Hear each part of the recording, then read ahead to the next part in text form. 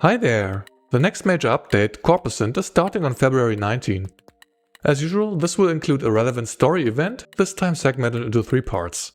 Part 1 is released with the update, Part 1.5 is coming a week later, and Part 2 will be unlocked with the second half of Corposant on March 12th. There are 3 codes you can redeem for a total of 400 collapse pieces. I'll post them in the description and pinned comment for easy copy pasting. Be quick, they expire very soon. Surprisingly, there's no double banner this time. We're getting Alva in the first half and Voymastina in the second one.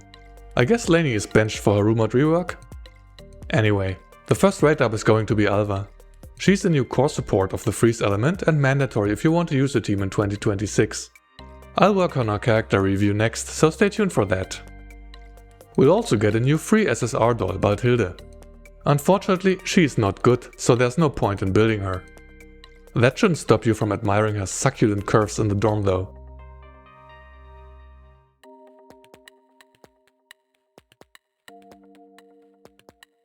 An initial copy of Balthilde will be given out via missions you'll automatically complete by playing the game. You can farm her dupes by buying her shards from the platoon shop like Papasha, 5 per week. Even if you don't use either Papasha or Balthilde, I strongly recommend getting their shards every week, because they are converted to redundant pieces, aka Doritos, once a character is at V6. You can also obtain Balthilde's MG from the platoon shop. This is the best free-to-play option for Lewis. If you have her but not her signature weapon, you should get this one. It's a lot better than Optical Illusion because Lewis overcaps on crit rate with Petya's MG.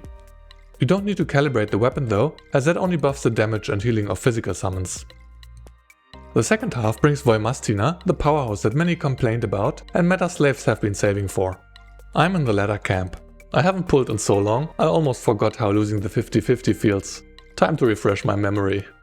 Voymastina was by far the strongest DPS at her release, but as usual, Foresight puts everything into perspective.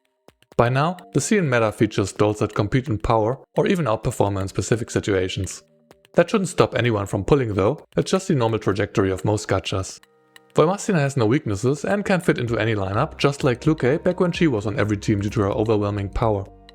I'll prepare her review so that it goes live about a week before her release. Then there are new outfits.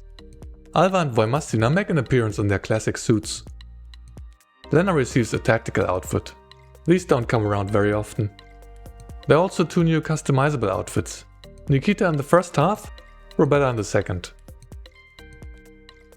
My god, Nikita is going all in for our wallets. That's a whole lot of woman. Robella is less on the nose, but not too bad in her own right.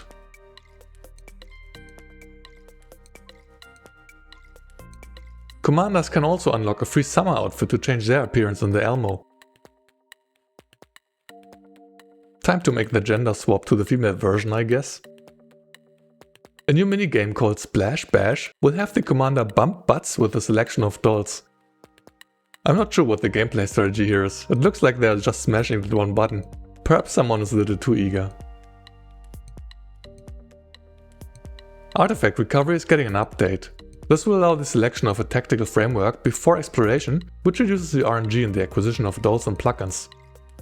I've enjoyed the game mode when it came out at first, but then kind of forgot about it. When something's not time limited in some way, it just seems harder to fit into the daily gacha routine. We're getting a total of 33 pull tickets via login in addition to the usual stuff that can be earned by playing the event. Since there's no double banner this time, there's no extra stuff to compensate for an accelerated schedule. Now, there's also going to be one of these custom procurements which lets you select one of the shown dolls for a 100% rate up. This one includes Yohi, so for anyone looking to get a dupe of her, this is the way. I'm getting her for that V3, no 50-50 nonsense. Thank you very much. Diane would also be a decent choice for those looking to build a monophysical team. She receives her second expansion key with this update, which significantly boosts her damage. I've never pulled on these special banners before, but I believe the pity doesn't transfer to the normal rate up banner. Assuming that is true, and please leave a comment if not, it's best to start doing single pulls when you're nearing soft pity. As a reminder, soft pity starts at 59 pulls. They also mention a time limited banner that features only the standard pool, but at a 20% discount and hard pity of 50. So, you're guaranteed the selected doll within 40 pulls. I guess this banner will go away once you do, they weren't clear about that.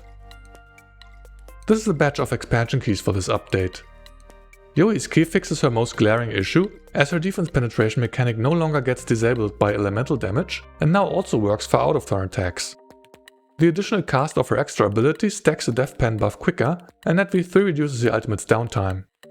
The key also grants bonus attack for the team, though the amount depends on how many physical dolls you're running. Diane's second key provides a lot of damage. She now gains permanent tuning stacks more easily, and each stack essentially increases her ultimate's damage multiplier by 100%. Additionally, when she doesn't get to intercept an attack, she boosts her next active attack's multiplier by 150%. At V0, she's on par with the max Tololo and can be used as a sub-DPS on the monophysical team. Lever's key also boosts her damage significantly.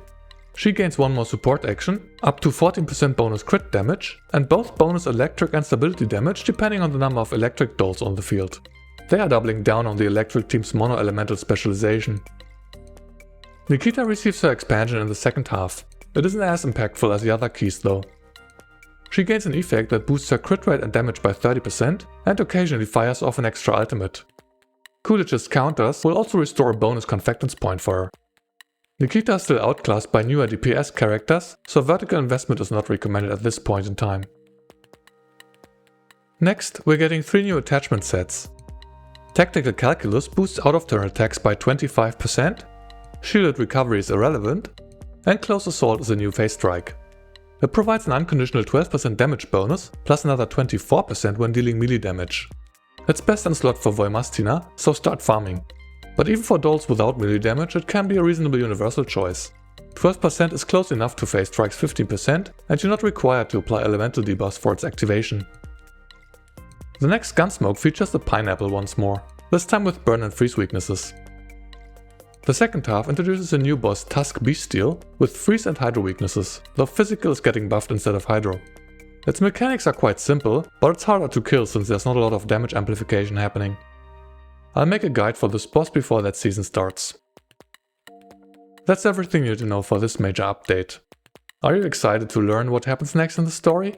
And will you go all in for the gorilla, or will you skip out of protest over the mech? In any case, thank you so much for watching. See you next time.